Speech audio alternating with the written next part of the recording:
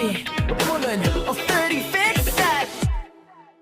Kamusta naman mga kaibigan? Halika na at ating pag-usapan ng kaganapan, mahaba-habang kwentuhan na naman ito kasama ang mga kaibigan. Pasensya na kung noon hindi ako makasabay kasi naman ako'y busy-busyhan, tinutupad ko lang kasi ang kagustuhan sa akin ng aking magulang para sa aking kabutihan, di ba? Iba't iba naman tayo ng ang katauhan, aminin nyo man o hindi kailangan munang ipagliban ng nakasanayan ng barkadahan upang harapin naman ng personal mong kapalaran. Kaya hindi magkatagpo sa ating tabayan, huwag nyo sana isipin na kinalimutan. Huwag kayong mag-alala, may oras tayo para dyan. Sa ating tagpuan magkikita, kita rin kaya.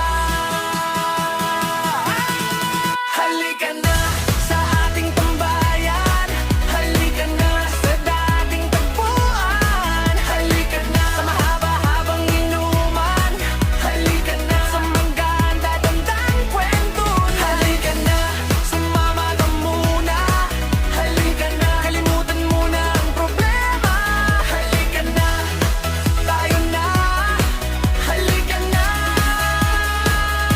sumama ka na.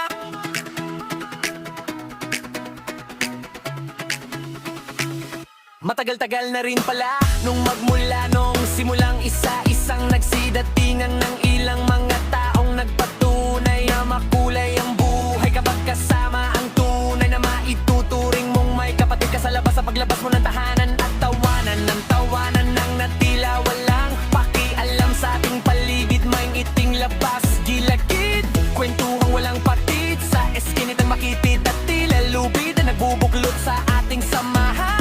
Hindi mapapatid kahit anumang dahilan, hanggang sa hindi na malayan ng panahon na lumilipas. Kaya pas na muna dahil may prioridad akong kailangan unahin na kailangan tapusin. Kaya wag sanang isiping kinalimutan ko na dyan. Huwag kayong mag-alala, may oras tayo para dyan. Sa ating tagpuan magkikita, kita rin kaya.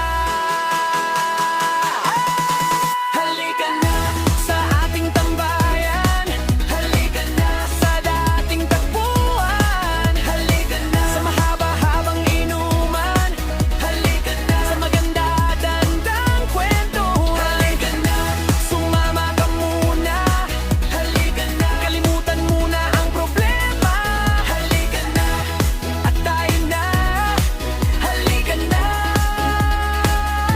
sumama ka na.